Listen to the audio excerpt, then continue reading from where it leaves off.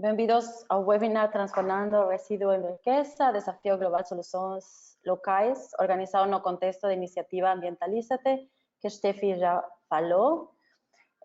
Meu nome é Maria Rosa Munhoz, sou pesquisadora da Unidade de Pesquisa, Mobilidade e Cooperação Internacional do Instituto Wuppertal de Clima, Meio Ambiente e Energia.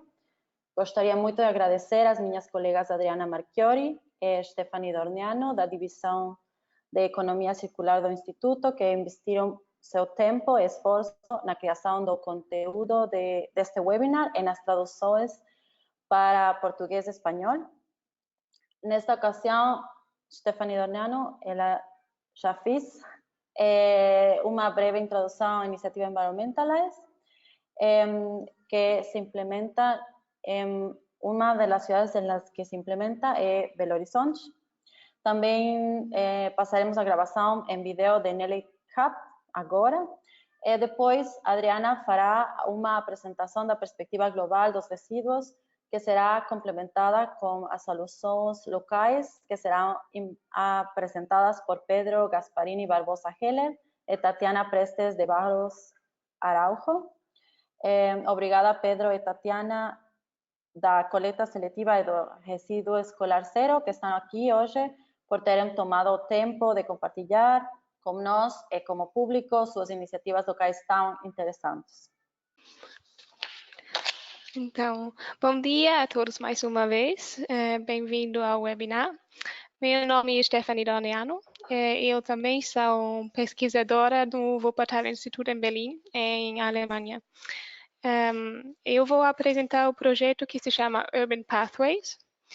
E se tem questões, por favor, los põem ao final, los põem no chat, e a gente vai responder ao final do webinar.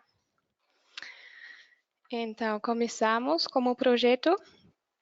Eu já disse que a iniciativa que eu vou apresentar é parte do projeto Urban Pathways, que se chama Ambientalízate, é o nome da iniciativa.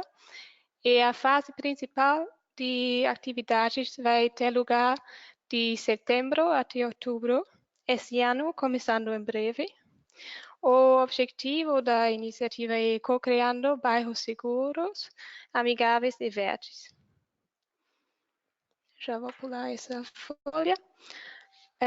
Uma das cidades piloto que temos no projeto é Belo Horizonte, no Brasil. E com Belo Horizonte trabalhamos muito cerca.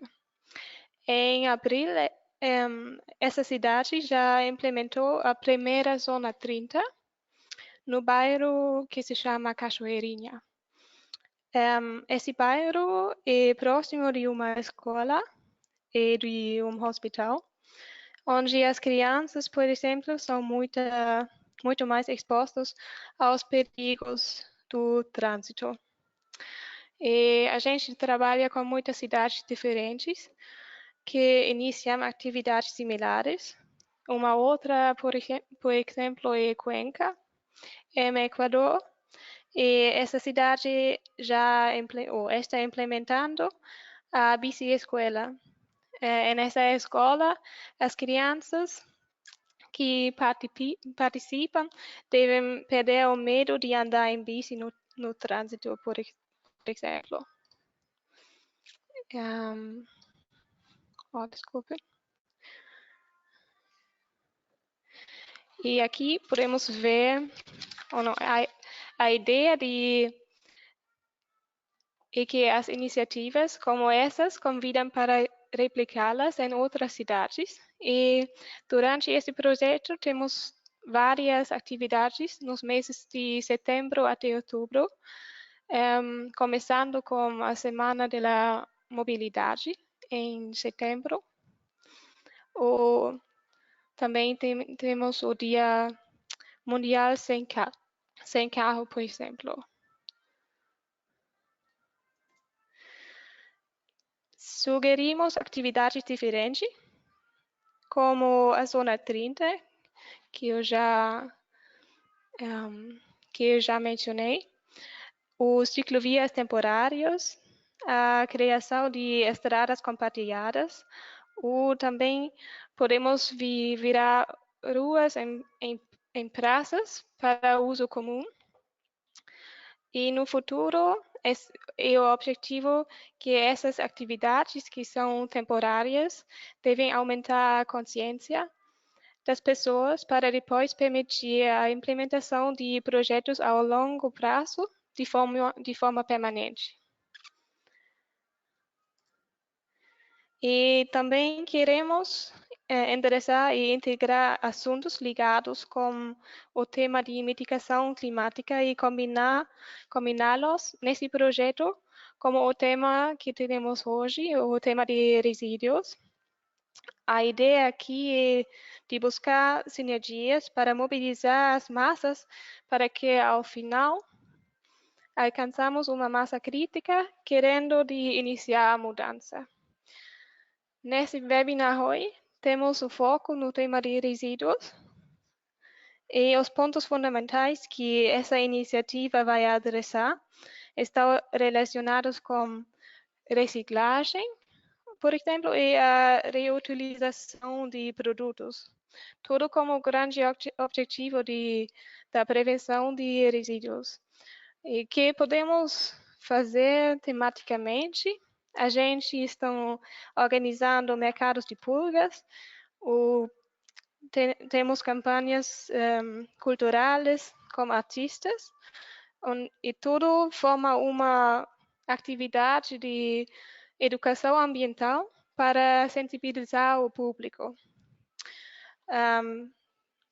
Essa sensibilização é para adressar os problemas relacionados com a falta de manejo de lixo certa. Então, vamos ficar aqui. Então, aproveitamos desse intercâmbio, que é intersectorial, para gerar cooperações entre esse projeto, cooperações diferentes com municípios locais e organizações não governamentais. Por exemplo, as iniciativas que vamos escutar hoje dentro desse projeto, tudo combinado. Durante a série dos webinars que fazemos, temos várias iniciativas locais apresentando, e entre eles a coleta seletiva, por exemplo, que vai apresentar hoje, que é uma iniciativa no Brasil. E aqui a gente tem o plano do projeto. Em agosto temos a série dos webinars e vai ter mais um webinar em espanhol, dia 15 de agosto. E ao final de agosto vamos ter mais um webinar sobre a qualidade do ar e as medidas. E ao final a semana ao final os meses com as atividades. Então, obrigada. Seria isso da minha parte do projeto Urban Pathways. Obrigada por escutar. Muito obrigada, Steffi.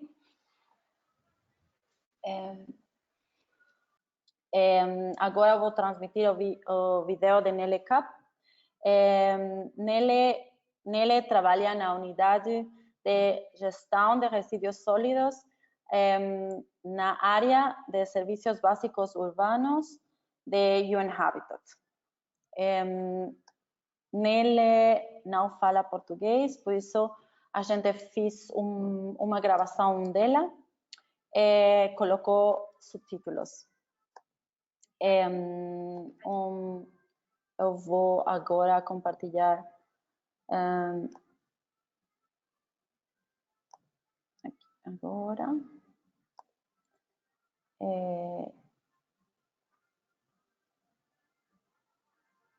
Vocês vão ver.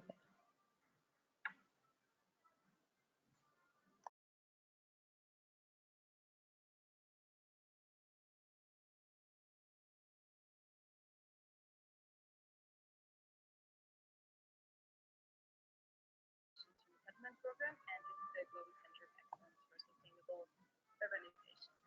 Today, I would like to introduce you to Waste by City campaign as well as the World Habitat Day. So, what is the World Habitat Day? Every year, the first Monday of October is observed as World Habitat Day, which is supporting UN Habitat's mission to transformative change in cities and human settlements, to leave no one and no place behind. The topic of last year's World Habitat Day in 2018 was municipal solid waste management, and that's when Waste by City campaign was born. UN Habitat launched this campaign with a call for action to tackle waste management challenges around the world. It is actually, of course, going especially at local governments that are responsible for waste management, but everyone around to put solid waste management on the agenda and to think about it and to work on it. What this means, we have 12 principles that you can see here. These 12 principles are supporting cities in transforming their waste management into a sustainable one. They are very different. As you can see, they reach from gathering data on the quantity and quality and like the kind of waste you have over so you just know what kind of waste is in your city, so you can then act on it, over improving the collection to things like introducing the 5R, which are rethink, refuse, reduce, reuse, and recycle, which is very important. And without this, none of the others will work. But in the end, all of these principles will kind of work together. Some of the other principles look at the governance issues and also at financing. These principles are like the center of our campaign, and cities or local governments that want to join the campaign actually are asked to send a letter of intention that they will promote these principles and include them into their waste management system. And this letter of intent is sent to wastebycities@un.org, and that's how you join the campaign, by the way. So besides just having those principles, Waste by Cities campaign also sees itself as a global platform for waste management issues and wants to establish partnerships and create a network of relevant stakeholders all around the world. Those stakeholders, so everyone is invited basically. Of course, local, regional, and national governments, also private and informal sector, academia, civil society, NGOs, associations, other UN agencies. And together, we want to improve the improve waste, improve the efficiency of resource efficiency in cities and also waste management. And to reach this, we want to, for one, decrease waste generation, improve municipal waste collection and treatment, and increase the amount of recycling for adequate materials, and also enhance the management of hazardous waste. So those are kind of the goals or expected accomplishments we want to reach with the campaign. And we think the way to do it or to reach those goals is by gathering data on waste management, by enhancing knowledge sharing, the technical capacity, and also governance for waste management, by creating more awareness for waste management on a global base, and also to increase financial, like the financial part. So increase the financial support for waste management. And these four, let's say, boxes on the bottom are also at the same time also defining our key action areas that you can see on this slide, which are like capacity, knowledge, best practice and knowledge sharing, data monitoring, advocacy and education, and improved financial resources. We as you can see, maybe already on those key action areas, the campaign is not only looking to be an like raising awareness campaign. Of course, it's also in there, but at the same time, it also wants to be active. It wants to do actions and activities and wants to go out and do something. So you can see here various activities that we have been planning. And I'm not going to go through all of them, but just to highlight some of them, we have, for example, monthly newsletter. You can buy monthly newsletter. You can just write us an email if you want to sign up for that one. There are, of course, also advocacy events, and we are also working right now, for example, on a toolkit, the Waste by City toolkit. So that is being developed to get to know the situation of waste management in a city. And I want to present you an example of that. We conducted a pilot in Nairobi in Kenya, and this is the result. Basically, it shows you how waste is flowing into the city. It starts from the waste generators, goes through the different collection companies that are collecting waste, bringing it to the designated dump site, which is Pandora. Then parts is also going directly to the private recycling companies, and also part is that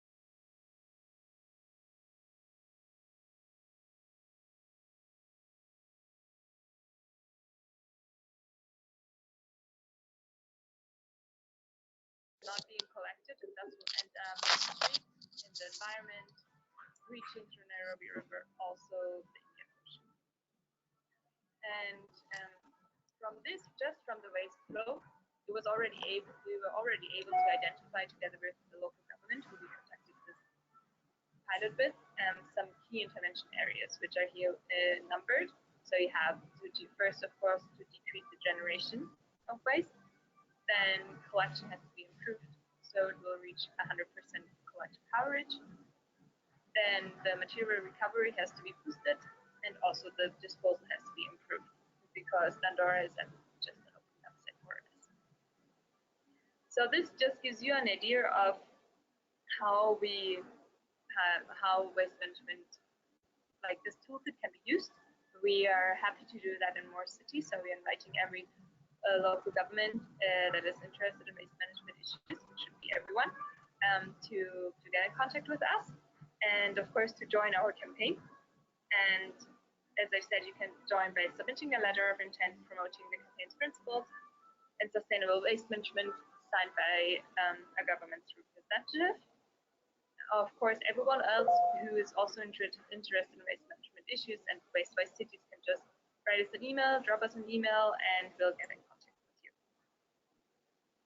So, but to continue our efforts in getting waste management the attention it deserves, this year's World Habitat Day will focus on frontier technologies and innovative approaches that have the potential to transform waste to wealth. And we just launched a call for innovative solutions, which you can see here. So everyone is invited to send us, especially innovators and change agents. We want them to share their solutions and best practices that transform waste to wealth. So we then can share them with people all around the world and inspire them to take action themselves. We also invite everyone to organize or to celebrate World Habitat Day with local observances in your city, in your town, in your apartment. And you can leave your free room for your creativity. Ideas that you could do would be to stimulate dialogue between stakeholders, for example, through forums, discussions, roundtables, community meetings, or to invite policy and decision makers to a site visit, to organize a public event like a concert or a debate, also raising awareness for waste management, or to hold a workshop or seminar on the topic. Those are just ideas. And if you organize something, please share it with us, so we can also share it with our networks and get you the attention you deserve for organizing something like that. So again, I'm asking you, if you want to get engaged in Waste by Cities campaign or World Habitat Day, you can just contact us, drop us an email. Here's the email addresses, and please join the campaign. Thank you.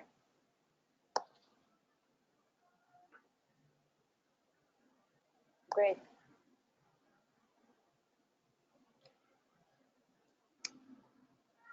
essa foi a apresentação de NELECAP. Agora eu vou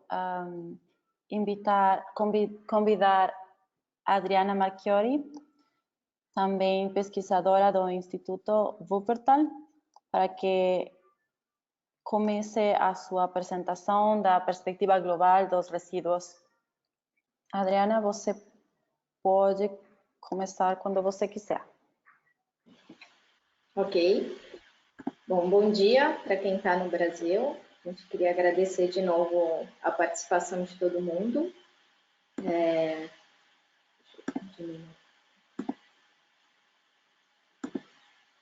Então, vamos continuar o webinar sobre esse tema tão relevante, que é a geração de resíduos, porque quase todas as atividades que nós fazemos no nosso dia a dia gera algum impacto ambiental e o maior deles, acho que, ou um dos maiores, acaba sendo a geração de algum resíduo, né? Sejam sobras de alimentos, sejam roupas que nós descartamos, enfim.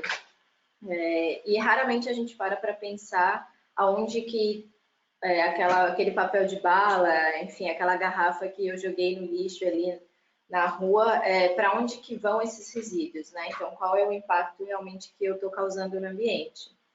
E cada vez mais a gente está percebendo que os resíduos eles podem ter um novo uso, um valor associado, e é isso que a gente quer explicar um pouquinho aqui no webinar para todo mundo. Então, a gente separou a apresentação.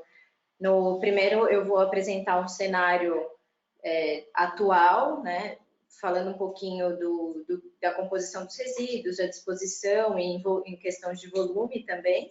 Depois, nós vamos tratar especificamente dos resíduos mais críticos, que nós consideramos como os plásticos, os resíduos eletroeletrônicos e os resíduos de alimento. E, por último, o que nós podemos fazer para diminuir ou até evitar esse impacto, né? Então, falando um pouquinho na questão de volume, a gente gosta de colocar em ordens de grandeza para ser mais fácil de a gente entender o tamanho do impacto. Então, em um ano, nós descartamos o equivalente a uma fila de caminhões que poderiam dar a volta ao mundo 24 vezes, né? Então, isso é muita coisa.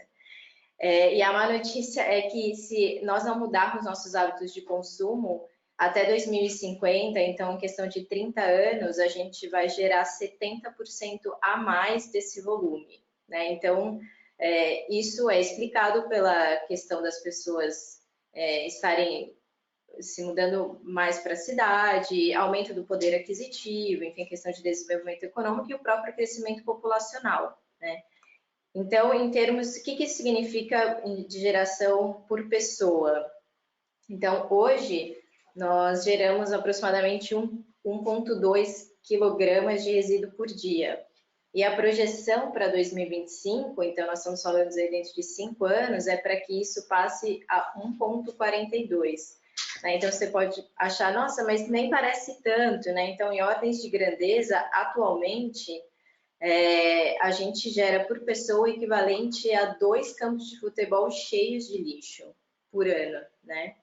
E essa projeção, por mais que 1,2 para 1,4 não pareça tão significativa, a gente tem que considerar que a gente está falando de uma população atual de 7 bilhões, que tem uma projeção de crescer para 9 ou mais que isso, então nós falamos aproximadamente no volume de 4 bilhões de resíduo por ano, né?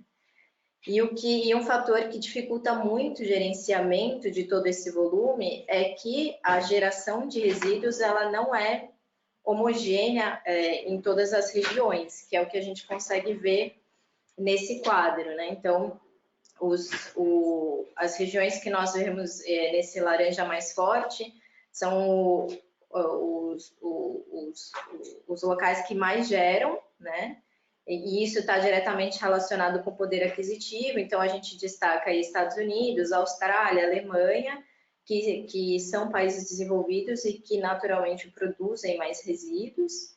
E aí os que nós vemos assim no verde, no azul, são os países em desenvolvimento e que produzem menor volume, né?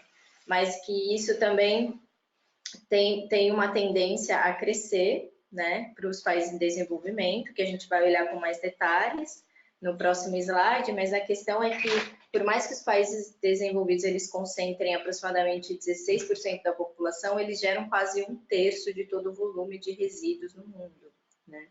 Então, analisando um pouco mais focado aí por região, a gente destaca aqui que os países que estão na África, né, eles têm a menor geração, cerca de 6%. Os países do leste asiático e do Pacífico têm a maior geração, 23%, né? E a gente tem uma projeção de crescimento desse volume de geração de resíduos no sul asiático, falando mais especificamente da Índia, e nos países da África, a projeção de triplicar a geração de resíduos até 2050. Né? Então, a projeção é de um aumento muito significativo do volume gerado. Né? Então, a gente passa a falar um pouco de onde vem todo esse volume, né? Poxa, mas de onde está gerando tanto resíduo? E aí a gente resolveu trazer aqui um pouco mais visual essa questão da mania de embalagens que a gente chama, né? Então, como tudo que a gente vê hoje em dia no mercado tem algum componente que seja plástico ou isopor, enfim. E assim, geralmente a justificativa é que é para deixar o alimento mais atraente ao consumidor ou para deixar a questão da praticidade, né? Então, aí a gente tem alguns problemas, que é a questão um pouco do tempo, da relação que nós temos com a comida, que é uma outra discussão. E essa questão da atratividade e proteção, né, que pode ser uma justificativa, a gente esquece também um pouco que a própria natureza já se encarregou de pensar nisso, né? Então, as cores das frutas e dos legumes, assim como todas as cascas, enfim, o invólucro que elas têm natural já foi pensado de uma forma justamente para proteger o interior ou para atrair quem fosse consumir, né? Então, a gente está vendo essa cena de uma embalagem, de uma prateleira de supermercado, que totalmente desnecessário, embalar maçã 2 a 2 ou 1 a 1, né? E a gente teve até em São Paulo, no estado de São Paulo, em fevereiro desse ano, o governador ele sancionou uma lei onde ele zerou o ICMS para alimentos embalados, né, justificando que era um setor que não estava com faturamento muito alto. Então, iniciativas como essa vão na contramão do que a gente busca para diminuir nosso impacto ambiental, né? Então, a justificativa dessa redução de alíquota era para chegar a uma diminuição do valor, mas a verdade é que essa diminuição não chega ao consumidor, ela chega até o nível do produtor, né? Então, a gente tem que começar a pensar exatamente qual é o futuro que nós queremos buscar, enfim. Então, colocamos mais alguns exemplos, né, de plásticos que são utilizados, a maioria é plástico, então, um limão que você coloca dentro do copinho, o tomate que já está cortado, né, o ovo cozido, enfim, a mexerica. Então, quem não lembra que há alguns meses, né, ou pouco mais de alguns meses, a questão de uma foto de um monte de gomos de mexerica de um supermercado aí no Brasil, virou meme, né? Porque eles falaram, nossa, eu faço parte da geração que já não sabe nem descascar uma mexerica, enfim. Mas chama atenção para realmente a questão excessiva do uso de embalagens mesmo, né? E aí... Opa, algo aconteceu. E aí a gente fez tá fazendo uma enquete, a primeira enquete com vocês, perguntando desses exemplos que nós mostramos, qual que você acha que seria o pior, né? O mais desnecessário, vamos dizer assim. Então, a gente vai colocar para vocês votarem.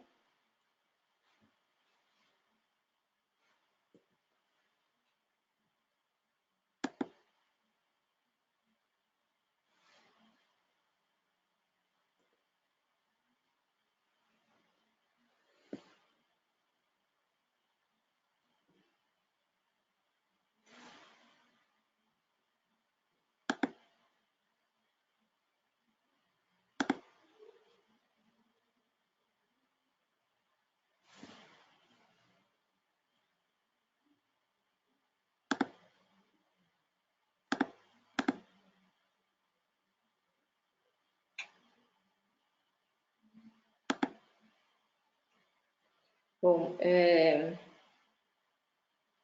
eu não consigo enxergar aqui se os resultados apareceram, mas eu vou dar continuidade. Se não apareceu, a gente volta e coloca o final da apresentação. Desculpa. Só 60% votaram. Ainda faltam algumas pessoas de votar, só 60%. Mas se ninguém mais vai votar, eu posso encerrar. Aqui estão os resultados. Esse foi até uma surpresa o resultado, porque empatou, né, entre a Coca-Cola, deixa eu ver, a Coca-Cola, o 2, que é o tomate. Então, geralmente, acho que fica em razão daqueles alimentos naturais que já vêm descascados, enfim, que mostra que não tem muito o porquê, né? Mas esses são exemplos muito interessantes que a gente consegue ilustrar bastante o excesso, né? Então, falando um pouquinho da composição, né? A gente já falou das embalagens, tem plástico, tem isopor, mas falando dessa geração global de resíduos, quais são os que mais são gerados em volume? Então, o primeiro, que é quase metade desse volume, são os resíduos orgânicos. O segundo lugar é o papel e papelão, né? Então, quando a gente fala dos orgânicos, a gente vê, por exemplo, que boa parte disso poderia ou estar sendo evitada de gerar pela questão de desperdício, ou uma vez que é gerado inevitavelmente, a gente poderia, por exemplo, compostar, né? Promover a compostagem, que poderia ser utilizado para novos alimentos, que é inclusive um dos cases que a gente vai apresentar aqui na sequência. Então, seguido por 17% de papel e papelão, que acaba não sendo algo tão crítico, porque já tem uma reciclagem relativamente elevada. E, em terceiro lugar, os resíduos plásticos, né?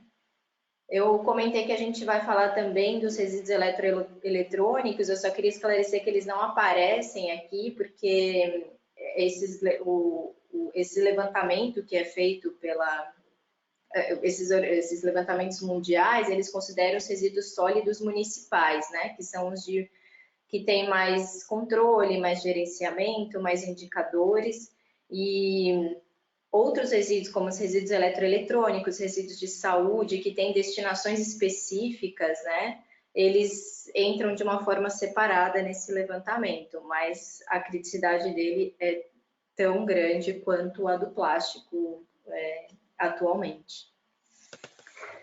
E falando um pouco também para onde vão esses resíduos, né? A gente sabe que boa parte dos resíduos destinados, pelo menos no Brasil, eles vão para lixões a céu aberto. Então, a gente, pela Política Nacional de Resíduos Sólidos, todos esses lixões, eles deveriam ter sido fechados inicialmente até 2014, o prazo foi sendo postergado, mas a questão é que ainda temos cerca de 3.000 lixões em funcionamento, em mais de 3.000 municípios, que recebem cerca de 30 milhões de toneladas de resíduos por ano, né? Então, a gente vai ver mais à frente também quais os impactos de você dispor todo esse resíduo a céu aberto, né? O que, enfim, demanda, ou pelo menos sinaliza a demanda de um maior gerenciamento desse tema. Os outros, o gráfico está em inglês, mas os outros destinos é compostagem, incineração, aterros controlados, mas o que realmente a gente quer chamar a atenção é para a porcentagem de 33% para lixões, que é muito desenvolvido, que é muito elevado, né?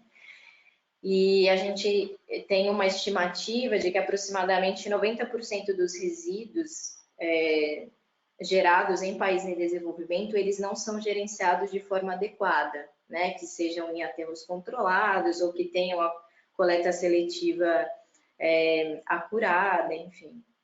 Então, e a gente tem nas grandes cidades um problema muito característico relacionado à disposição de resíduos, que são as enchentes. Então, né, quanto menos a gente olhar para esse aspecto, realmente mais inviável vai ficar o gerenciamento dessa questão. E outro ponto também que pode não ser tão visível no nosso dia a dia, mas é a questão das emissões de gás de efeito estufa associados a essa disposição inadequada, né? Então, os resíduos que eu jogo a céu aberto, eles vão se decompondo e isso acarreta uma série de impactos ambientais, inclusive de saúde também, né? E aí, falando de um problema sério associado à disposição de resíduos, em 2018, a China, isso é um problema mundial, então acho muito legal trazer isso para vocês. Em 2018, a China, ela vetou o recebimento de resíduos plásticos dos Estados Unidos e de outros países desenvolvidos, né? Isso acarretou uma crise muito grande nesses países porque eles não estão preparados para gerenciar todo esse volume de resíduos gerado, né? Então, eles começaram que, então a China não aceita, a gente manda para outros países.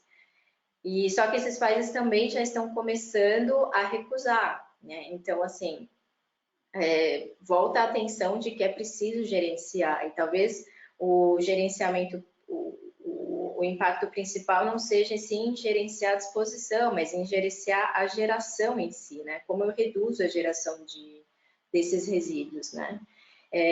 Então, como esses novos países como Tailândia, Malásia e Vietnã já estão começando a prestar atenção e a já recusar algumas coisas, os países desenvolvidos eles já estão começando a tentar achar um caminho.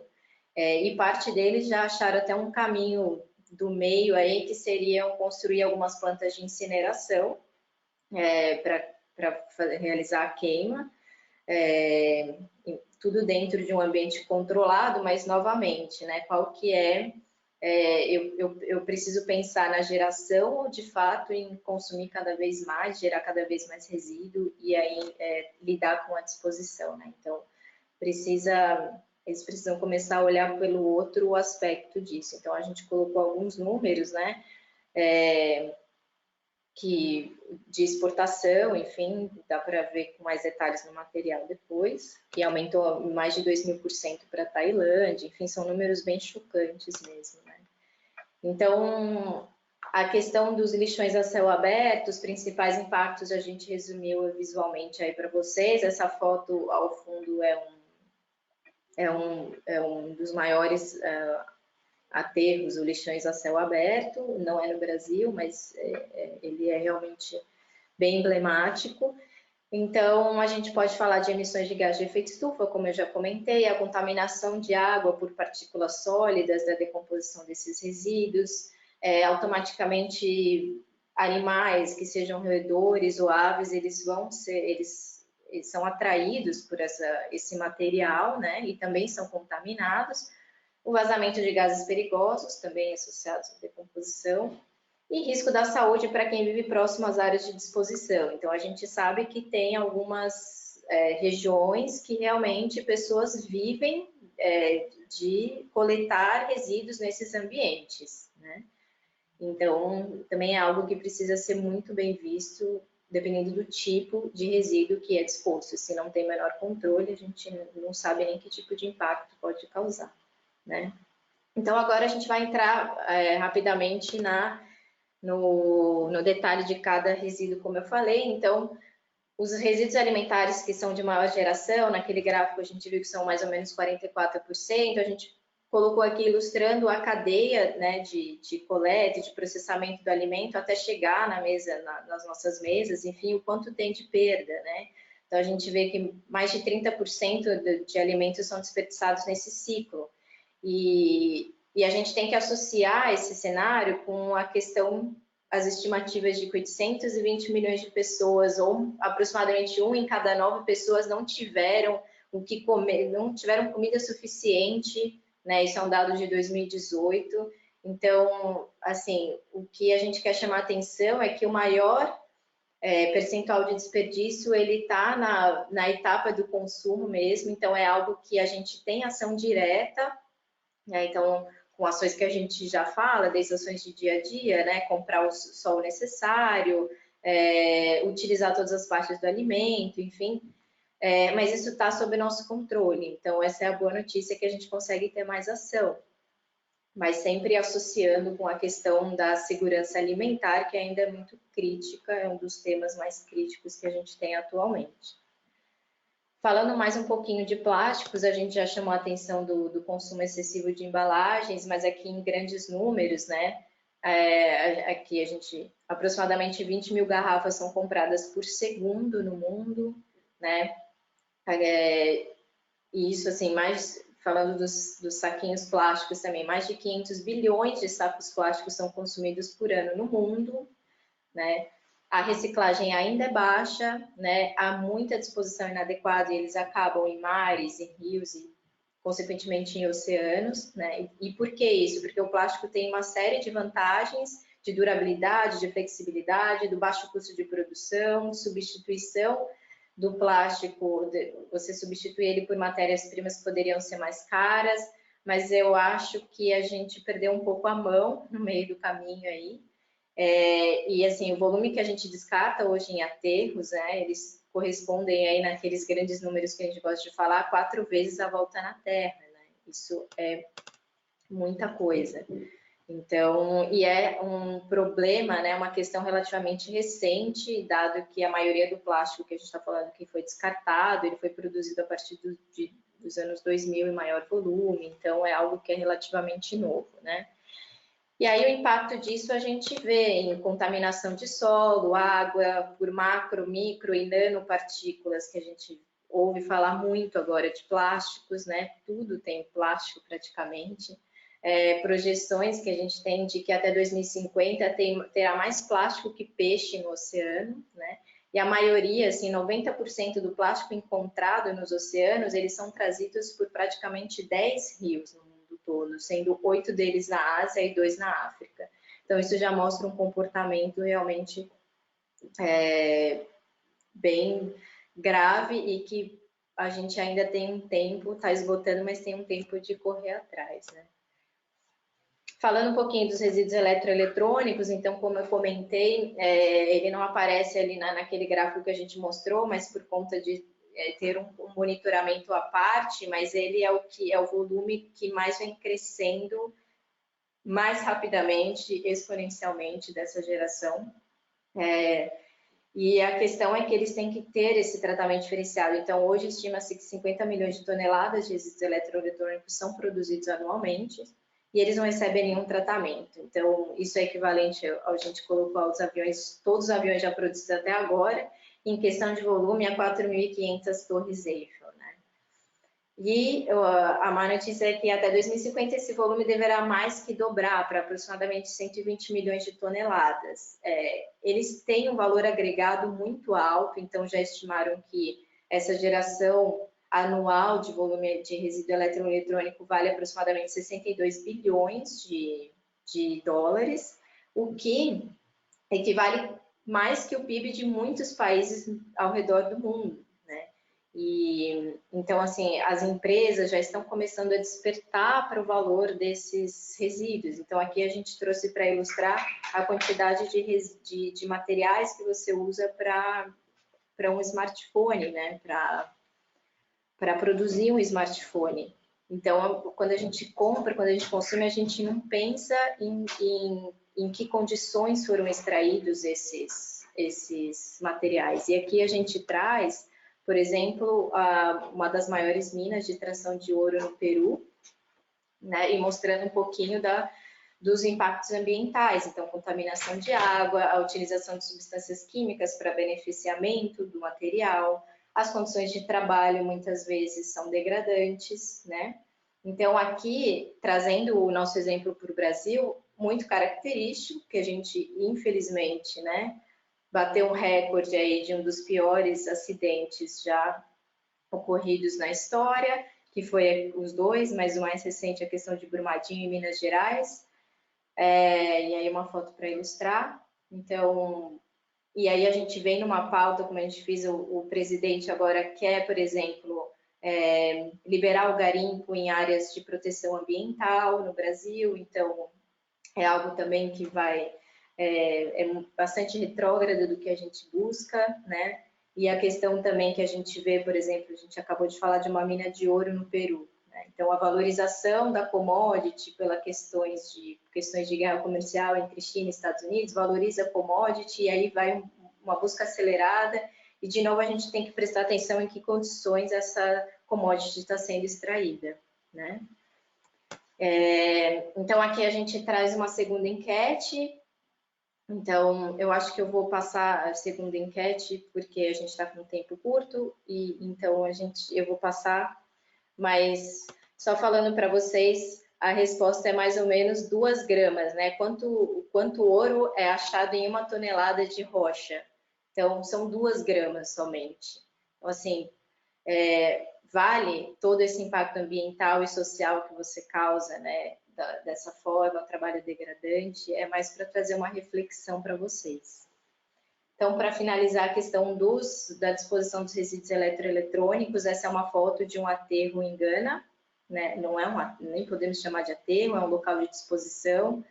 Ele recebe 250 mil toneladas de resíduos, né? Ele é um dos locais mais poluídos do mundo, então você vê aí crianças, enfim, pessoas que passam todos os dias desmantelando todo esse material para chegar nos materiais de maior valor, né? Então, chamando a atenção para que isso não pode acontecer. Como eu comentei, algumas grandes empresas já estão começando a se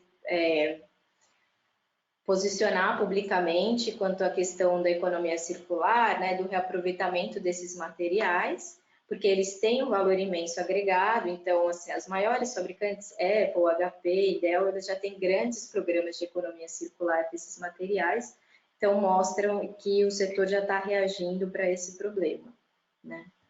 Então, depois de apresentar o cenário e todos os impactos associados, vou falar também rapidamente das ações que a gente listou aqui, que estão desde do nosso alcance nas nossas casas até o nível de prefeituras, enfim, estados, governos, né?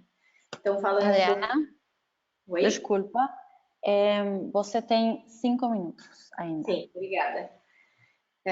Então, alguns pontos eu não vou ler todos, né? Mas eu acho que a questão, alguns imperativos que já não funcionam mais, que é a questão a sempre associar, tenho que dissociar o crescimento econômico do consumo excessivo de recursos naturais. Esse paradigma já está caindo, né? Já não é mais isso. A gente já comentou, garantir a qualidade de vida aceitável, prevenir a geração de novos resíduos, enfim, a questão também de você reutilizar mais, enfim, para você garantir, para você evitar a geração e se não fazer a disposição adequada. E aí a gente vai para os 6 R's, que são famosos já, né? Antes eram 3, agora ele já dobrou, mas recusar, né? Enfim, então repensar, acho que antes do repensar, então recusar algumas coisas assim, simplesmente não usar. Então a grande questão dos canudos, a questão dos descartáveis em festas, por exemplo, são 2 exemplos muito emblemáticos, né? O repensar é realmente os seus hábitos de consumo. Eu de fato preciso disso? Não, enfim. O reduzir, então uma vez que eu inevitavelmente vou consumir, né? Como eu posso fazer isso de uma forma a causar menor impacto, né? Então, que ações, enfim, que eu posso fazer, ou reutilizar, escolher alternativas que promovam outros usos do material, sacolas retornáveis, guardanapos de tecido, são exemplos bem práticos. O reparar, então, é desde você realmente usar aquele bem, aquele objeto ao máximo que ele puder da sua vida útil, né? Ou até questão de reutilizar, enfim, camisetas ou toalhas velhas como panos de limpeza, enfim. Por fim, reciclar, né? Então, tentar reciclar ao máximo, porque aí, após todos esses passos, o que eu não consegui realmente evitar é o que eu vou dispor no ambiente, né? Então, aqui a gente formulou algumas estratégias a nível de governos, enfim, governos locais ou mais abrangentes, enfim, que eu vou passar um pouquinho por cada um, detalhando. Então, a questão de regulamentações ainda é o mecanismo mais eficiente, né? Não tem muito como discutir. Então, um princípio que foi instaurado já há bastante tempo é o do poluidor pagador, que é aquele que imputa a responsabilidade de reparação do dano ao causador, né, do mesmo. E aí a gente teve uma série de responsabilizações que vieram derivados desse princípio do poluidor pagador. Um exemplo realmente bastante emblemático é da logística reversa, que os fabricantes eles passam a ser obrigados a recolher seus produtos após o uso, né? Então eu trouxe 3 exemplos muito conhecidos no Brasil: a logística reversa de pneus, a logística reversa do óleo usado automotivo, porque perceberam que daria para voltar esses produtos já usados no sistema e conseguir algum valor agregado. E aí eu coloquei aqui no terceiro algumas novas iniciativas que a gente vê crescendo muito, mas que são muito válidas, que é, por exemplo, a disposição de esponjas, né, de lavar louça, enfim, cápsulas de café. Então, a gente teve um anúncio aí da Nespresso há 2 dias atrás com um programa imenso de reciclagem de cápsulas de café, então é algo que está funcionando bem, né? Mas surgiu a partir dessa responsabilização. As leis de sacolas plásticas, então aqui a gente vê nós listamos alguns países, alguns estados que já implementaram essa foto, mostram os sacos plásticos que passaram a ser obrigados no município, na cidade de São Paulo, desculpa. Eles não são mais distribuídos aqueles sacos plásticos brancos, eles agora são 2 cores e são biodegradáveis. Os incentivos econômicos, né? Então a gente percebe por a taxação, quando você taxa o uso de um recurso, é possível você fazer o design do produto ou o design daquele material de forma diferente, então provando que é possível oferecer o mesmo produto utilizando menos recursos, o exemplo do desodorante.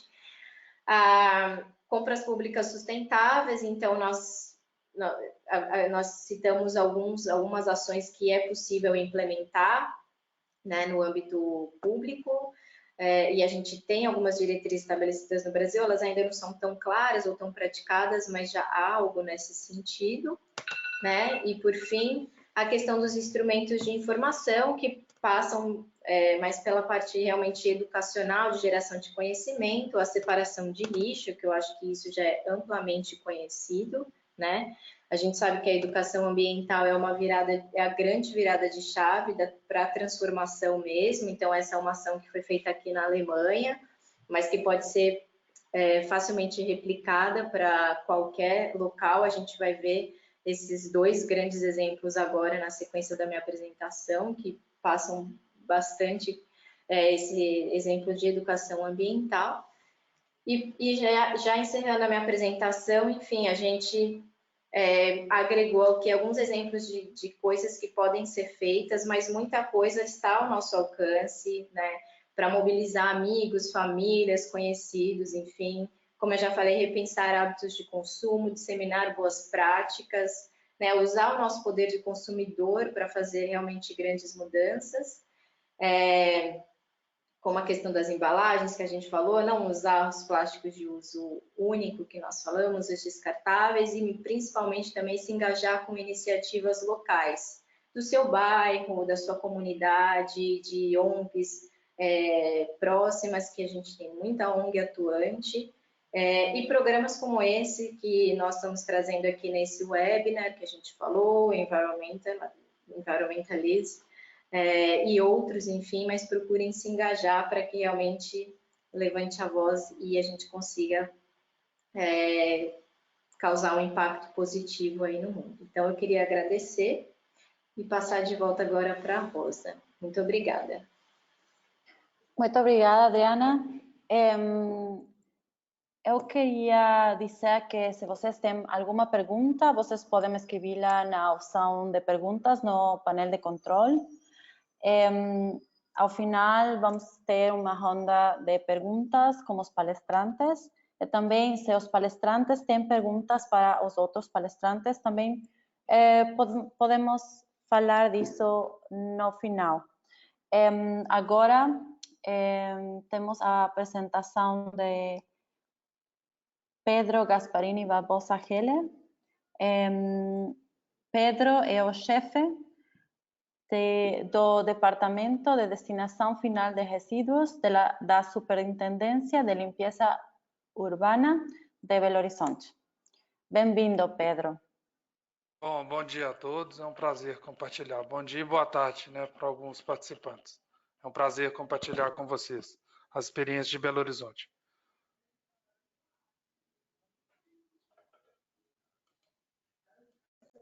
Alô? Oi, estão me escutando? Sim, Pedro. Perfeito, então, está ótimo. Você tem de compartilhar a sua apresentação. Você pode começar agora. Ok. Só não recebi o convite para o compartilhamento. A gente já vê a sua... A tela? Ok. Você só tem... Isso. Bom, perfeito? Perfeito. Então ótimo. Bom, não sei se o áudio estava funcionando, mas de qualquer forma, agradecemos a oportunidade de contribuir nesse seminário, mostrando uma realidade local de um município importante, com uma população expressiva de Belo Horizonte, na linha de reciclagem de resíduos, e dentro dessa reciclagem, mostrar um pouco o que esse município realiza em termos de uma capital, de um estado, né, com uma população bastante expressiva, em termos de reciclagem de resíduos. No caso do país Brasil, nós temos uma legislação específica e nessa legislação temos também alguns princípios, né, que colaboram com os famosos 6 R's e estamos nessa linha de reciclagem apresentando essa experiência. Em termos de Belo Horizonte, né, nós estamos conurbados, entre outros municípios. Belo Horizonte tem limite com outros municípios bastante adensados também, e estamos numa linha de expansão muito relacionada e associada a esses outros.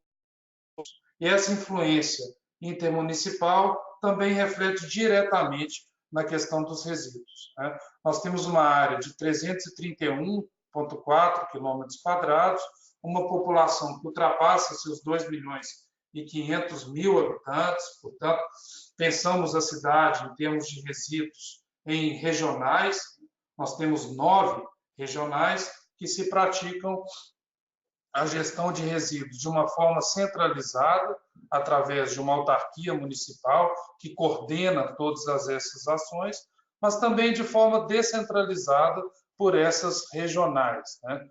São regionais onde estão os gerentes de limpeza urbana, e esses gerentes coordenam os contratos de limpeza, de varrição, de coleta e da própria reciclagem, o tema atual dessa palestra.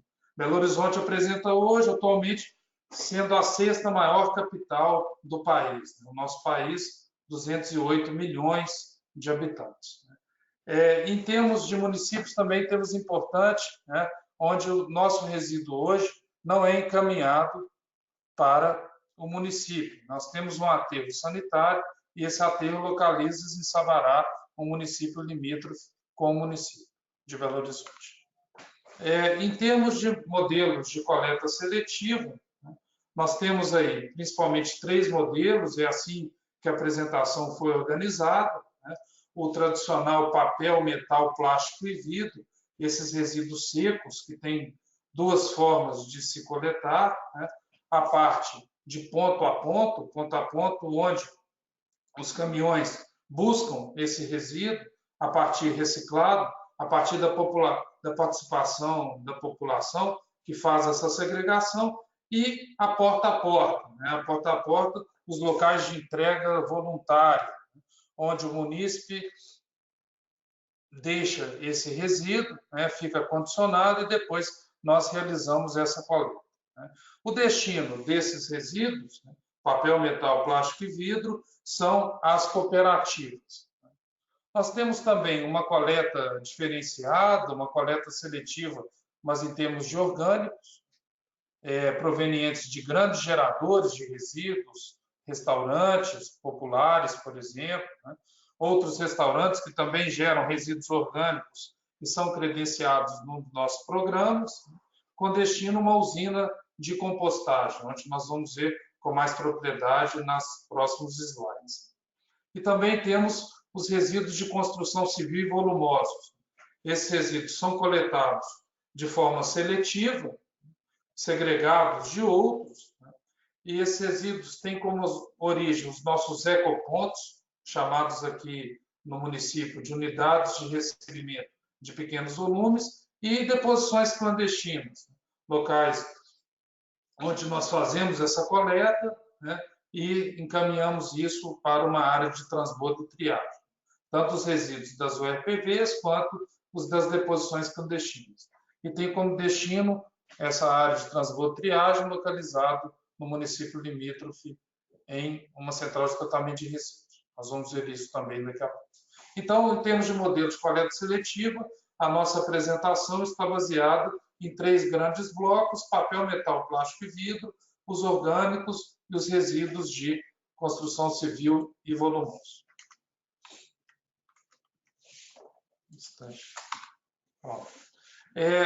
A coleta seletiva, papel, metal, plástico e vidro, a modalidade porta a porta. Nós precisamos da população participando dessa segregação, e a partir dessa segregação, esses resíduos são encaminhados para as cooperativas. Nós temos uma coleta realizada tanto pela Superintendência de Limpeza Urbana, por nossa autarquia, através das regionais, tanto também pelas cooperativas. Nós introduzimos uma nova modalidade, bastante inovadora aqui no cenário nacional, que são as próprias cooperativas, a quem esses resíduos eram destinados, fazerem a sua coleta, né? Então, elas coletam no lugar da própria CLU, da autarquia, e encaminham para a devida triagem, né? Nós começamos com uma cooperativa, né, atendendo aí 3.900 domicílios, mas estamos com contratação para essas cooperativas assumem em sua totalidade essa coleta. Além da própria coleta em si, né, também são responsáveis pela mobilização, a mobilização feita pelos próprios catadores, pelos próprios funcionários dessas cooperativas, tá? Então, esse é um modelo porta a porta, onde esses resíduos coletados são destinados às cooperativas e, muitas vezes, essa tendência, nós estamos com a contratação para que todas as cooperativas, para que toda essa modalidade porta a porta seja coletado esses resíduos pelas próprias cooperativas. Uma outra modalidade é a modalidade ponto a ponto, onde é feito também a segregação em vidro, metal, papel e plástico. No caso dos vidros, esse coletor aqui especial de cor verde. Nós temos 70 locais de entrega voluntária, os chamados leves, né, mas com previsão de aumento para 200 leves, né, espalhados ao longo de todo o município. Nós estamos também implantando uma nova modalidade, né, a partir de uma tecnologia, onde essa coleta será automatizada, né? Será a partir de containers, esses containers serão implantados ao longo da cidade, em substituição aos leves, e essa coleta será recolhida de forma automatizada, como uma figura apenas ilustrativa, mas esse seria o modelo, através dessa coleta de forma automatizada. Vamos ganhar em segurança, em agilidade, né, e na própria modernização desse sistema de coleta. Então, esses 2 braços, a porta e a ponto, fecham essa forma de armazenamento e coleta até as cooperativas. No caso das cooperativas, esses resíduos são encaminhados a um galpão de triagem, né? Vários galpões, são 7 galpões que temos hoje de catadores, né? Sendo a gestão desses galpões realizados pelos próprios catadores. Atualmente, 6.282 toneladas, né? Se vamos pensar no último ano, né, um exercício de um ano completo, de 2018, e cerca de 200 cooperados associados, tá? Então, é feita essa coleta ocorre a triagem desse resíduo, e a partir da triagem gera-se renda através da comercialização desse resíduo. Uma outra modalidade, né, seria a coleta de tratamento de orgânicos. Essa coleta, temos 30 estabelecimentos atendidos atualmente, né? Podemos ver um veículo adaptado para essa coleta, né? Aqui a coleta de orgânicos, adesivado, para atender especificamente esses estabelecimentos, né? Ocorre a coleta de resíduos provenientes de sacolões, né? De feiras orgânicas, né? E de restaurantes, né? Temos uma modalidade de restaurantes populares. Esses restaurantes atendem uma quantidade expressiva da população de baixa renda, né? E temos acesso, né, a um preço bastante acessível, e 2 caminhões coletores pela própria autarquia, que são responsáveis aí, através dos nossos garis, que permitem essa coleta. Temos aí em torno de 1.900 toneladas por ano de resíduos, né, provenientes de restaurantes e de sacolões que fazem essa coleta. Em termos de... Depois dessa coleta ocorre a produção na usina de compostagem. Temos aí 20 toneladas dia, né, de capacidade de produção. Nessa usina de compostagem, né, nessa planta de triagem e compostagem, nós temos esse resíduo, aqui é o resíduo segregado, né, e esse resíduo segregado une-se a poda, né, então uma mistura de resíduo orgânico com os resíduos provenientes de poda. Aqui um grande picador, né, que tem esse papel aqui de transformar essa poda em uma granulometria bem menor, que é misturada, adicionada a esse resíduo aqui proveniente de feiras, de sacolões, de orgânicos, e gera-se o composto, né? 120 dias, um processo de maturação, gera-se esse composto. Então, em termos de quantitativo, 40% poda e 60% de orgânicos. O uso é na própria prefeitura. Nós temos uma economia grande, né? Porque as unidades que trabalham com paisagismo, que trabalham com recuperação de áreas degradadas, unidades municipais, nossas secretarias municipais de meio ambiente, de alimento e de áreas mais vulneráveis, né, utilizam esse composto em vez de ser adquirido de outra forma, né, e nós temos aí um fechamento do ciclo, desde a geração num restaurante popular até o uso no paisagismo, até o uso em uma área que está sendo tratada em termos de degradação ambiental, né? Então, o resíduo orgânico, a poda, mistura, se transforma em composto, um adubo, depois de 120 dias, que é utilizado pela prefeitura e também comercializado a preço público. Uma outra modalidade seria o resíduo de construção civil e volumosos. Esse resíduo, nós temos aqui os ecopontos. Esses ecopontos são equipamentos públicos, né, utilizados para acondicionamento de resíduos dessa natureza, poda, sofás, móveis em geral, o próprio resíduo da construção civil, determinadas capinas também que são realizadas. Em vez desse resíduo ser lançado ao ambiente, depois ocorreu uma coleta, ele é acondicionado em locais controlados, chamados ecopontos ou EPVs. No nosso caso aqui. Tem um limite de descarga de 1 metro cúbico por usuário e atualmente temos 36 unidades de recebimento de pequenos volumes, né? Em mês, média mensal de 5.000 toneladas desses resíduos são coletados nos ecopontos, né? Temos aqui caçambas estacionárias, né? Aqui a descarga, né? Resíduos mais volumosos ficam ao chão e depois são coletados por caminhões, carrocerias de madeira, e aqui os famosos bruks, poliguindastes, que fazem a coleta do resíduo mais pesado, que estão acondicionados nas caçambas. Pedro, desculpa. Oi, pois não. Claro. Você tem 3 minutos. 10 minutos? 3. 10. 3? Ok. Tentei 10. Tudo bem, já estou finalizando aqui. Muito bem. Tudo bem. Ganhei mais uma. Esses resíduos são destinados a uma central de tratamento, né? Aqui a central de tratamento de resíduos, aqui um aterro sanitário, né? Onde os resíduos de varrição, de coleta são destinados. Também temos um tratamento de biogás, e esse biogás gera-se renda através da comercialização de energia, né? Revenda dessa energia gerada, e aqui a área de transbordo e triagem, onde os resíduos das UEPVs, dos ecopontos, são destinados. Aqui ocorre uma triagem, né? Essa triagem gera-se os resíduos de papel, metal, plástico e vidro, que são direcionados às próprias cooperativas. Os volumosos, o cavaco, são levados para o alto forno, principalmente siderurgia, e os resíduos classe A, né? Depois dessa segregação, que são utilizados para base em vias e para o próprio pátio de descarga do aterro sanitário, né?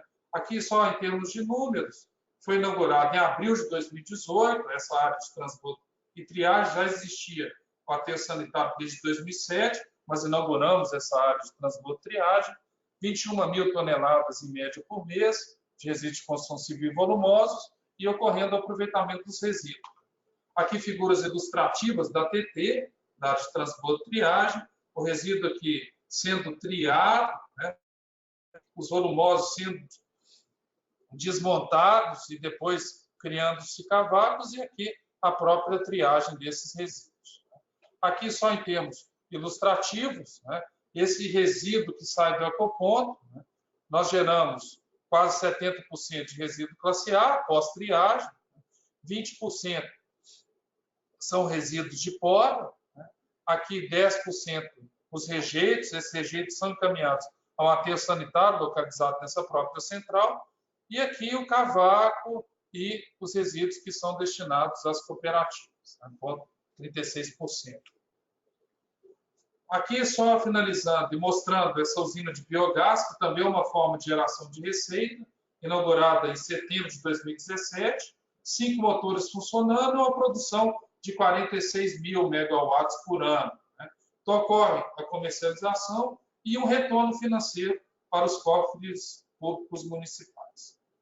Agradeço a oportunidade de participar, ficamos à disposição para o debate posterior à última apresentação, e também deixo meu contato em tela, tá, para qualquer eventual dúvida posterior.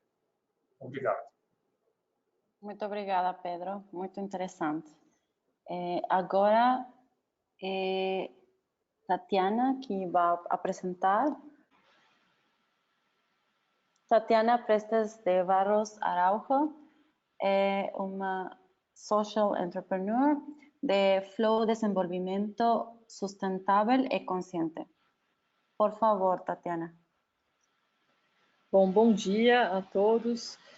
Quero agradecer, em primeiro lugar, a oportunidade de participar desse webinar, o convite aí da equipe do Urban Pathways, e apresentar, então, sou Tatiana, empreendedora social da Flow Desenvolvimento Sustentável, e hoje vou compartilhar aqui com vocês o projeto que eu venho desenvolvendo e trabalhado aqui no Litoral Norte, o projeto Escola Resíduo Zero, na cidade de Ilhabela, que fica no interior, aqui no Litoral Norte de São Paulo.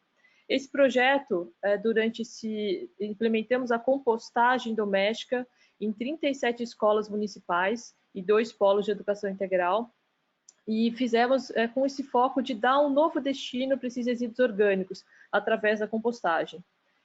Durante esse 1 ano e meio de projeto, nós conseguimos encaminhar 225 toneladas de resíduos orgânicos para a compostagem.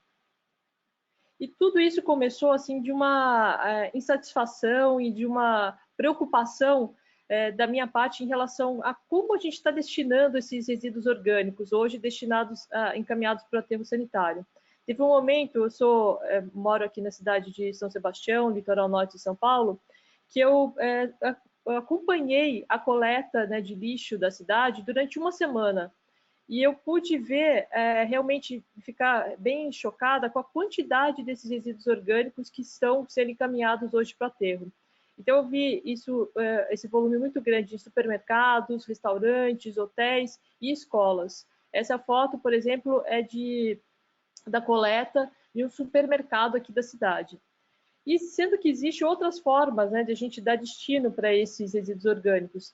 E a compostagem é uma forma super eficiente, tem tecnologia, ciência por trás, de baixo custo, que a gente pode transformar esses resíduos orgânicos num adubo de excelente qualidade, seja através do processo usando bactérias, fungos, né, minhocas.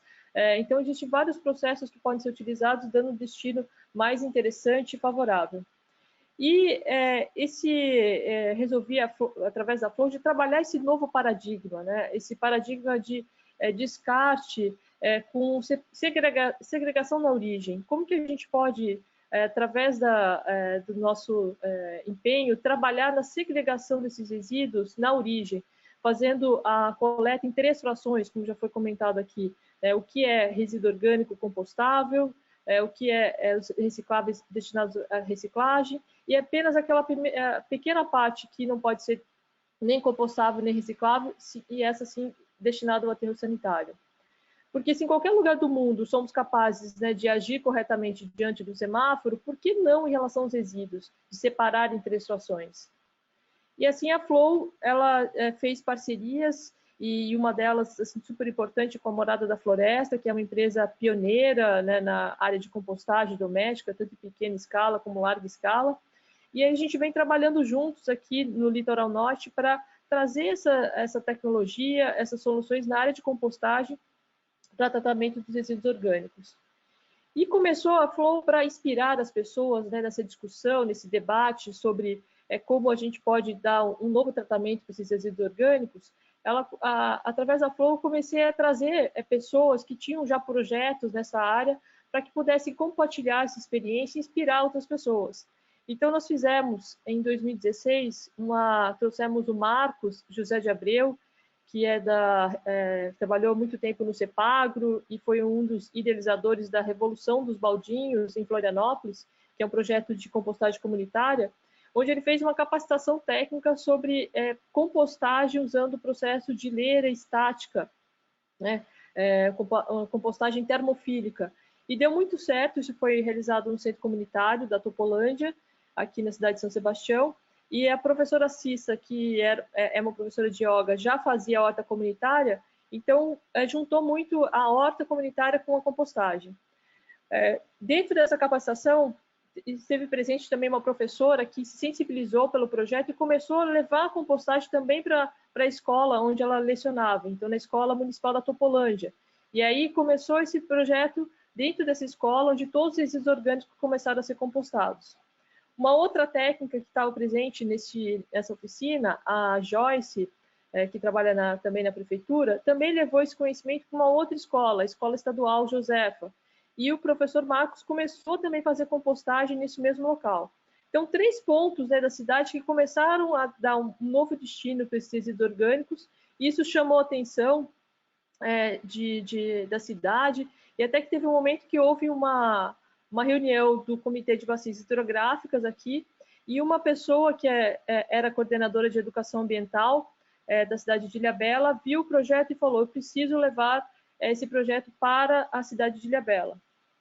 Então a gente foi chamado, né, e aqui nessa foto tem alguns atores que começaram, né, toda essa ideia, a concepção do projeto.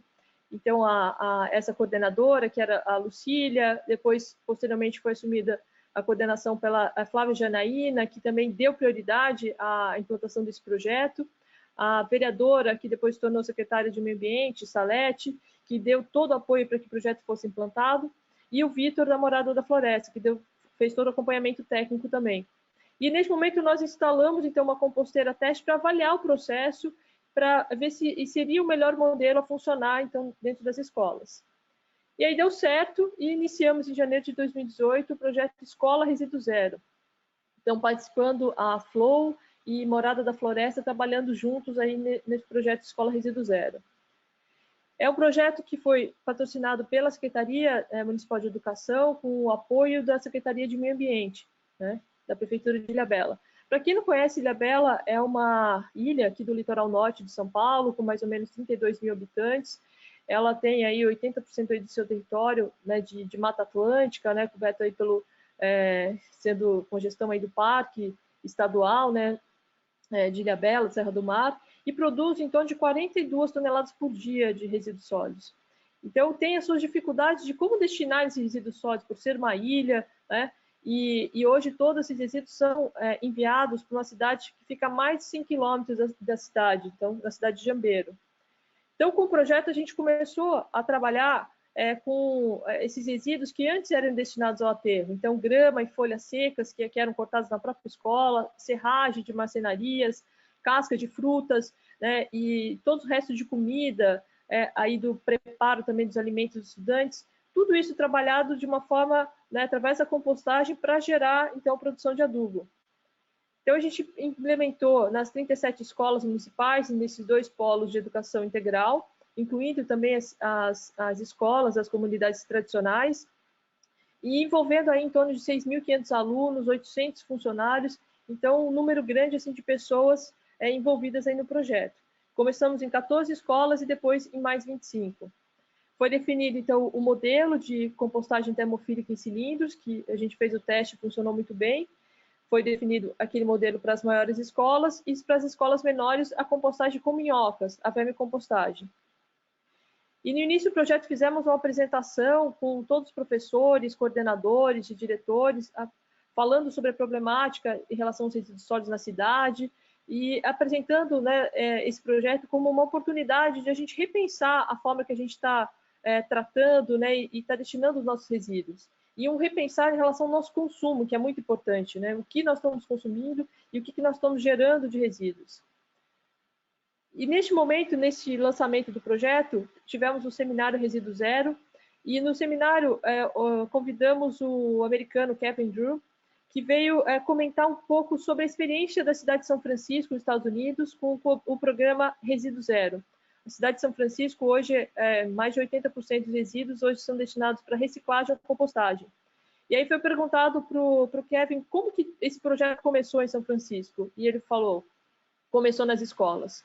Então, as escolas são um ponto de partida importante para esse repensar em relação aos resíduos e o repensar em relação a como você pode dar uma destinação mais adequada e trabalhar a educação ambiental. Então, a gente começou fazendo a montagem e treinamento do sistema de compostagem em cada escola, e neste momento nós selecionamos guardiões da compostagem. Os guardiões eram pessoas que podiam ser tanto da equipe da cozinha, diretores, coordenadores, estudantes, pais e mães, mas aquelas pessoas que ficariam responsáveis pelo manejo da compostagem e por controle de dados, né? Seriam os líderes do projeto naquela unidade escolar. E foi bem interessante criar esses guardiões, que foi uma troca muito grande entre eles, de compartilhar experiências, de ser um protagonista do projeto, né? Então, foi bem interessante a definição, a criação desse grupo dos guardiões. E os estudantes, eles buscavam, então, a serragem nas marcenarias mais próximas, então, vendo, assim, dando um outro destino a esse resíduo de marcenaria. Cada escola recebeu uma balança para fazer a pesagem de resíduos orgânicos, então, fazendo essa pesagem antes de estar colocando esses resíduos dentro da composteira. Fazendo controle também da temperatura, porque é muito importante nesse processo de compostagem termofílica a gente acompanhar a temperatura, dependendo de cada fase, né, do processo. Então, eles faziam todo esse acompanhamento e foi bem interessante para se trabalhar isso de forma com os professores de ciências, matemáticas. Então, a compostagem passa a ser uma ferramenta pedagógica. A regra também da compostagem, né, no momento que tinha baixa umidade, então controlando essa questão de equilíbrio da umidade do sistema. E durante todo o projeto teve esse acompanhamento técnico, né, feito aí pela Flow, com visitas que podiam, no início, com maior frequência, então semanal, quinzenal, e no mínimo aí uma vez por mês em cada escola, né, fazendo tanto esse acompanhamento técnico, como atividades aí de oficinas com os alunos e professores, para falar sobre a questão do consumo, esse repensar sobre o consumo e como é que a gente pode dar um destino melhor para os nossos resíduos. E durante as reuniões também com os professores dos HTPCs, houve um aprofundamento técnico maior sobre o processo. Então, algumas fotos dos encontros pedagógicos, onde a gente também teve essa troca, né, de experiência de cada professor, como estava desenvolvendo o projeto nas escolas, capacitação técnica sobre horta, aqui com a equipe da Morada da Floresta, é importante sempre os professores junto com os alunos, trabalhando aí no manejo, então esse envolvimento desde trazer esses resíduos da cozinha até levar para o local de compostagem. Aqui o professor Marcel também desenvolvendo atividades aqui com os alunos. Então, sempre esse mão na massa, esse acompanhamento e até atividades aí com outros alunos, né, mais novos, de fazer uma mini composteira para que eles pudessem acompanhar esse processo de decomposição desses alimentos, né? E em vários momentos fizemos também atividades para eles aprenderem a fazer uma compostagem em casa, né? Aqui também foi importante essa conexão entre os vários projetos da escola, porque as escolas têm diversos projetos. E é importante essa conexão para que os projetos possam estar alinhados. Então, uma atividade foi feita aqui pela professora Gisele, Ana Gabriela e Joana, conectando projetos de agrofloresta, compostagem, horta, né? E tudo num propósito comum. Essas pesagens, elas geravam gráficos, né? Que depois isso era trabalhado até pelos professores de matemática, e sempre esses dados de uma forma acessível e deixando exposto assim, na escola, para que todos pudessem ver quanto de resíduos a gente está enviando para a compostagem, está deixando, né, de jogar isso no lixo comum. E então tiveram atividades aí com professores, até trabalhando a questão criativa de como demonstrar, né, e deixar isso de forma visível na escola, né, esses dados de pesagem. E sempre também no momento de abertura do cilindro de compostagem, foram feitas atividades que os pais também dos estudantes foram chamados e eles fizeram a apresentação do que estava acontecendo, de como que o projeto estava andando, da importância deles, né? Então aqui um exemplo na Escola Eva, né, mostrando aqui o gráfico da temperatura, os resíduos, e tivemos aí a apresentação dos próprios estudantes com o envolvimento dos pais, que ficavam muito orgulhosos, né, de ver os alunos, os guardiões da compostagem. E super importante esse envolvimento da equipe da cozinha, né, as merendeiras. Então, desde do momento da cozinha, essa separação dos resíduos é super importante. Então, a gente teve essa conversa com elas desde o início, né, fizemos algumas alterações, né, na cozinha para deixar, né, uma lixeira bem fácil de uso e manuseio para que elas pudessem separar só a fração orgânica que depois era encaminhada para a compostagem. E esse envolvimento dos pais é fundamental. Então, vários momentos nós tivemos reuniões com os pais, onde eles puderam ver o trabalho dentro da escola e puderam aprender também como fazer a compostagem em casa. E até uma oportunidade nesse dia, no Polo Educacional da Barra Velha, a gente conversou com os pais sobre a oportunidade até de trabalho. Como esses pais, aqui tem um exemplo de um pai que trabalhava com jardinagem, poderia oferecer o serviço de compostagem como algo para se agregar, né, dentro da geração de renda dele. Então, ele já faz esse serviço, né, em hotéis, condomínios, né, de jardinagem, e poderia oferecer também o serviço de compostagem para compostar aí folhas, gramas, né, junto com os resíduos orgânicos do local e produzir um adubo de excelente qualidade. Aqui outra foto aqui de reunião com os pais, de alunos. E foi bem legal que os moradores começaram a se envolver. Aqui o exemplo de uma moradora que mora perto aí do Polo Educacional de Itaconduba, que começou a trazer os seus resíduos num baldinho para serem compostados no local. Então, esse envolvimento é super importante. Então, sai dentro da escola e passa para a sua vizinhança, que passam a dar uma outra destinação para esses resíduos orgânicos. E esse composto, então, foi utilizado, toda essa preparação, depois da abertura do cilindro, e peneiramos esse composto, foi tudo preparado para depois esses estudantes levarem um pouco desse adubo para casa, com mensagens que foram trabalhadas com os professores, falando que os próprios alunos fizeram, e foi utilizado na própria escola. Então, preparação da terra para plantar, eles mesmos plantaram usando o composto, né? Tiveram atividades de plantio também com a comunidade, então não só os estudantes, né, dentro da escola, mas também com a comunidade ao redor participaram de atividades de plantio. E aqui um exemplo bem interessante é uma escola onde não tem nenhum espaço, nada de terra, é uma escola que tem um espaço bem restrito, mas uma escola que mais produziu composto, que é a Escola Ruth Cardoso, e esse corredor da escola que não tinha nada, foi feito um jardim sensorial usando aí o composto produzido na própria escola. E tudo que era excedente foi doado para os pais de alunos, funcionários, para a comunidade ao redor. E aí, no final, a colheita, né? Então, esse ciclo, essa economia circular que os estudantes puderam acompanhar isso na prática, né? A colheita desse produto, né, do que eles plantaram. E o resultado bem interessante foi ver isso numa atividade com estudantes da Escola José Benedito, onde foi os próprios, eles mesmos que pediram para fazer uma maquete sobre lixo, e nessa maquete eles já colocaram a separação do lixo de uma forma assim natural e colocaram a própria composteira. Então, mostrando que a compostagem passou a ser algo natural para eles, como forma de dar uma destinação adequada aí para os resíduos orgânicos. Então, no projeto, a gente teve envolvimento de mais de 21 mil pessoas envolvidas direta e indiretamente, 225 toneladas de resíduos orgânicos compostados, né? Então, nesse 1 ano e meio de projeto, e que teve um retorno, uma economia para a prefeitura de mais de R$131 mil, né? Em termos de custo que deixou desses resíduos orgânicos serem enviados para essa cidade, Jambeiro, que fica a mais de 100 quilômetros, né, de Ilhabela, e que esses resíduos puderam ser compostados aí no próprio local.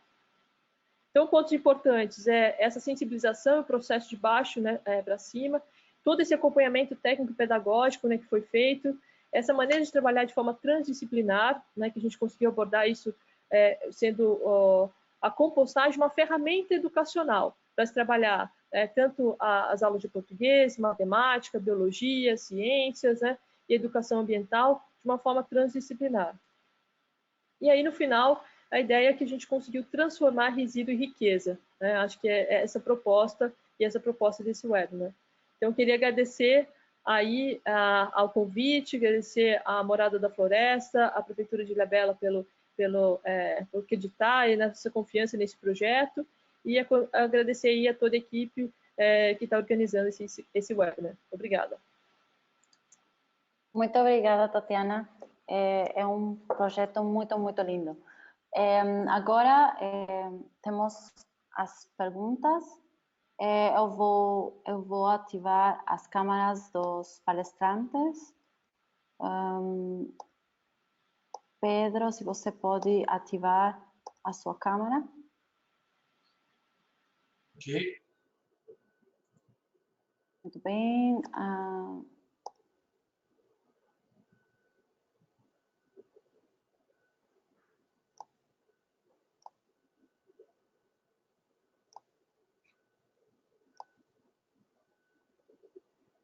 Adriana, também, se você pode ativar a sua câmera. Muito bem.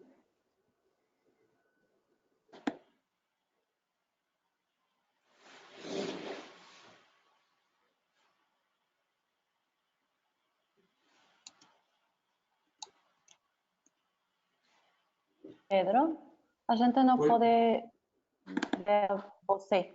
Eu não sei.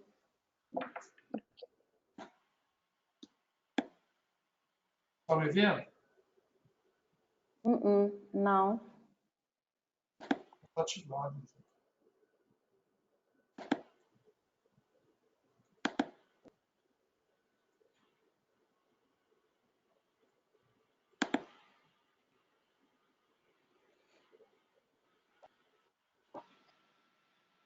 Muito bem. Pedro, você está lá? Estou, inclusive, vendo todos.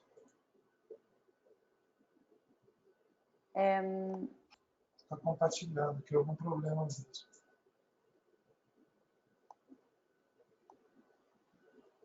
Vocês estão me escutando? Sim. Eu não sei o que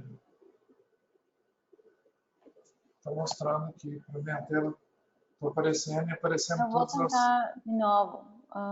Okay. Inclusive, está com verde aqui, como se eu estivesse compartilhando. Eu enviei o convite de novo. Eu aceitei novamente. Sim, apareceu? Não. Ali. Perfeito. Muito bem. Ok. Não temos perguntas do público, mas temos algumas perguntas por parte dos palestrantes que seria bom de saber um pouco mais dos seus projetos, Pedro e Tatiana.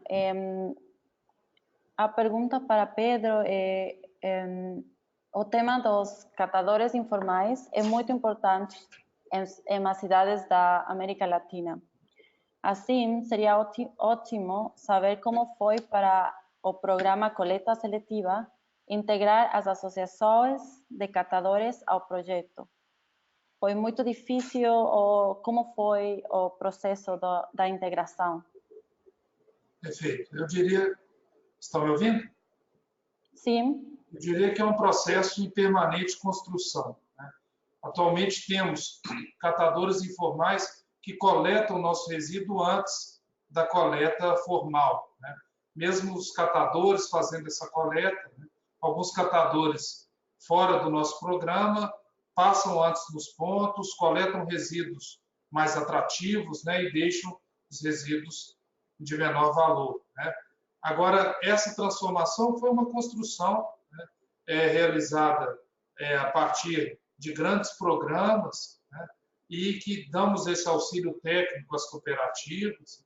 Esses catadores hoje estão em cooperativas, estão cada vez mais autônomos, né, e existem até uma parte de responsabilidade técnica através de contratos, né, que eles têm com engenheiros, né, e outros técnicos. Então, eu diria que é um processo em construção, né?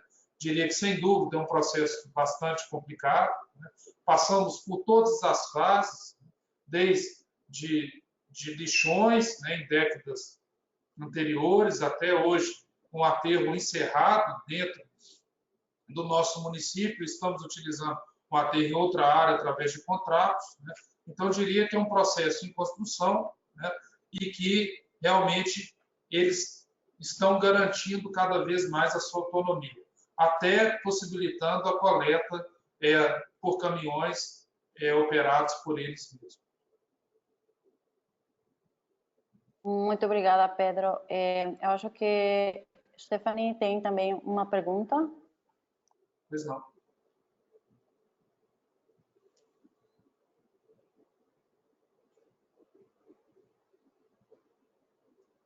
É o microfone da Stephanie. Agora sim. Ok, sim, desculpa.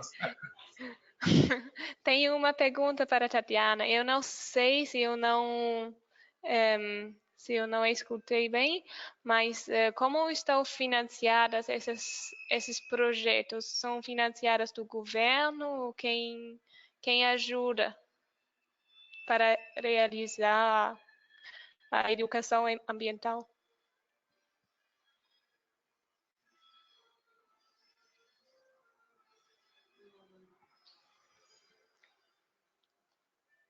Você...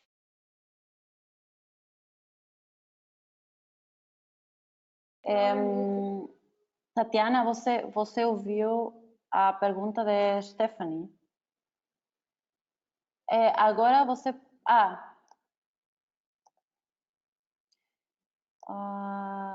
agora você pode ativar o seu microfone para responder.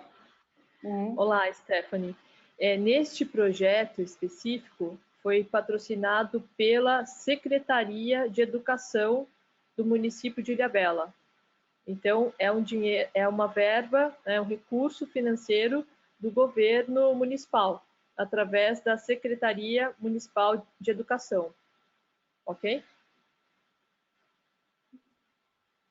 Nesse mesmo sentido, Tatiana, que é o que vocês precisariam de outros governos locais para fazer o mesmo projeto em outras cidades, em outras escolas? Como deveria ser a ajuda do governo local para vocês? Que é o que vocês precisariam do governo local? Bom, esse projeto para um governo local que precisaria desse investimento, porque são recursos de pessoas, né, são recursos de materiais, no caso composteiras, né, que foram destinadas para cada escola. Então, destinar parte da verba, né, hoje da educação para investimento num projeto de educação ambiental como esse. Então, já existe algumas conversas, isso com outras prefeituras aqui, mas ainda a Prefeitura de Ilhabela realmente é que se engajou nesse projeto como um todo, em todas as escolas municipais. Então, as prefeituras verem isso como uma importância, né, dada a sua importância educacional e ambiental, né? Então, eu vejo esse projeto muito abrangente, como eu falei, é questão do meio ambiente, é questão social, é questão de geração de renda, né, que eu até conversei isso a primeira vez com a Adriana. Eu vejo essa grande oportunidade de até profissional, de você capacitar esses alunos e de trazer essa oportunidade para esses pais de alunos também.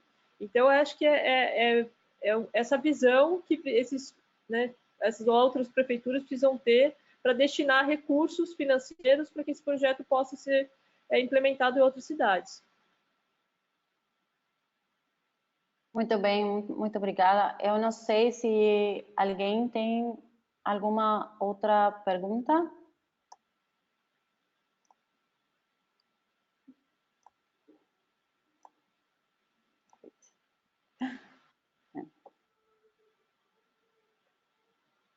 Pedro, você está me ouvindo? Sim? Sim. É uma questão sobre o lixo orgânico, porque agora a captura e também o tratamento do lixo orgânico ainda é muito baixo em volume. E quais são os planos no futuro para talvez a expansão do tratamento? Porque na apresentação da Adriana, vimos que o lixo orgânico ainda é a fração muito alta e o tratamento é muito fácil e pode ser realizado facilmente, normalmente. E quando se trata ou quando se põe nos lixões, causa muitos problemas e por isso eu acho muito importante o tratamento.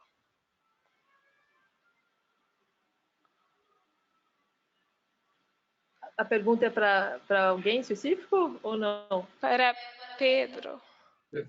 Pedro. Ok. Algumas experiências em escolas já estão sendo realizadas. Talvez pela falta de tempo eu tenha retirado da apresentação.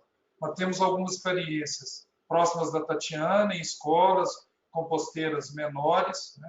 Uma outra questão é um desafio em termos de tecnologia. Temos um pátio, a forma, o modus operandi, a tecnologia, ainda é do tipo hidro, onde esse composto 120 dias. Também estamos estudando formas de melhorar e de aprimorar esse processo tecnológico que vai nos permitir esse crescimento em termos de produção. E uma outra questão é como tratar os grandes geradores de resíduos orgânicos. Esses grandes geradores entrariam no sistema, seria identificado essa coleta diferenciada, mas através de custo, em um estudo sobre essa viabilidade. E uma outra questão é o próprio tratamento que é realizado nos aterros sanitários, que hoje estamos gerando energia com parte desse resíduo decomposto.